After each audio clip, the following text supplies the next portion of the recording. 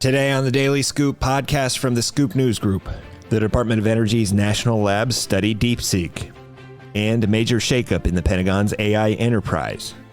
It's Wednesday, August 20th, 2025. Welcome to the Daily Scoop podcast, where you'll hear the latest news and trends facing government leaders. I'm the host of the Daily Scoop podcast, Billy Mitchell.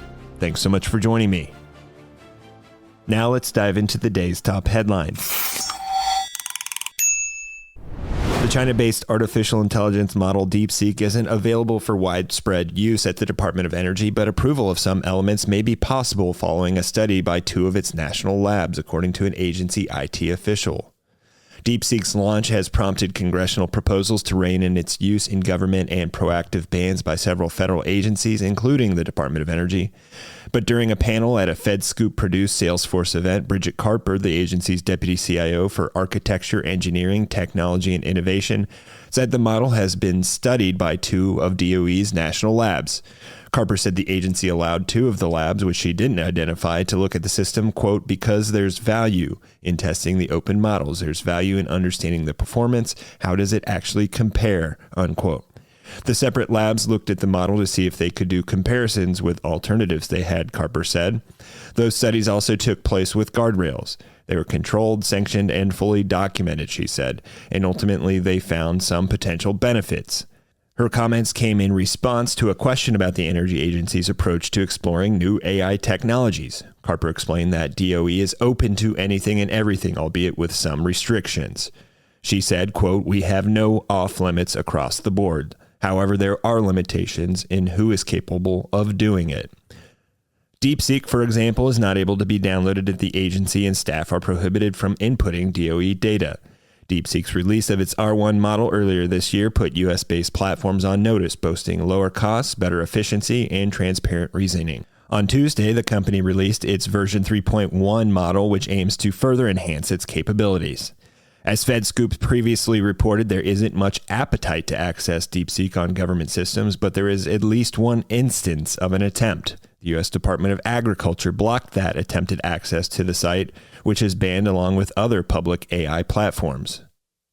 In other news, the Office of the Undersecretary of Defense for Research and Engineering is taking over the authority, direction, and control of the Pentagon's Chief Digital and AI Office, according to new guidance issued last Thursday by Deputy Secretary of Defense Stephen Feinberg that presents an accelerated plan to disrupt and transform how the emerging technology is adopted across the Defense Department and U.S. military.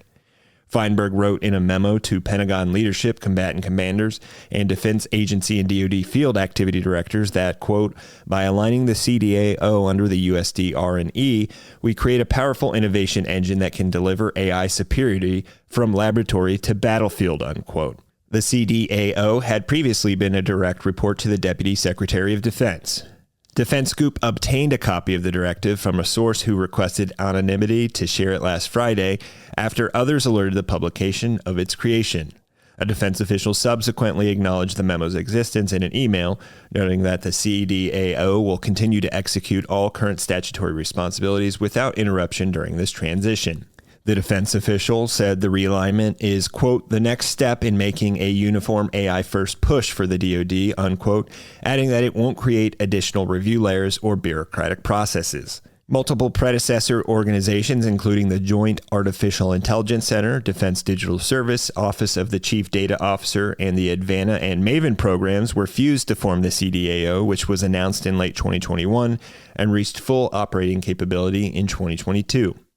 The office operated under the direct purview of then Deputy Defense Secretary Kathleen Hicks, who ultimately steered its launch to centralize oversight and expedite the department's data and AI initiatives.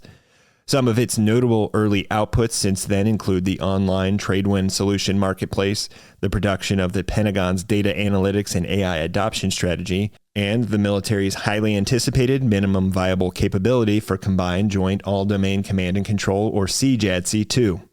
But that progress has not come without some controversy. For instance, a recent Government Accountability Office report found that the CDAO had not properly worked to define and identify DoD's AI workforce, and it is also under oversight review by the Office of Inspector General.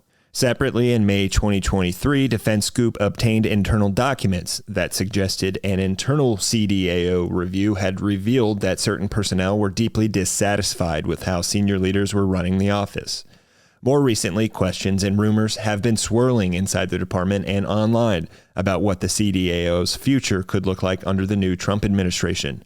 While AI is a major priority for the U.S. government in President Donald Trump's second term, the CDAO has seen an exodus of senior leaders and other technical employees in recent months. In his new guidance, Feinberg said that, quote, "This new transformation directly implements the White House AI Action Plan's directive to drive AI adoption within the department unveiled by the administration earlier this month," unquote. He also wrote that, quote, "Rebuilding our military advantage demands that the DoD become an AI-first enterprise, one that rapidly adopts cutting-edge commercial AI technologies, exploits data at scale to generate operational advantage, and leads the discovery of new ways to fight and win." For more news at the intersection of the federal government and technology, make sure to visit fedscoop.com. Thanks so much for tuning in to another episode of the Daily Scoop podcast, available on all podcast platforms. If you've already rated the podcast on your platform of choice, thanks so much. High ratings and good reviews of the show help more people to find it. The Daily Scoop podcast is a production of the Scoop News Group in Washington, D.C.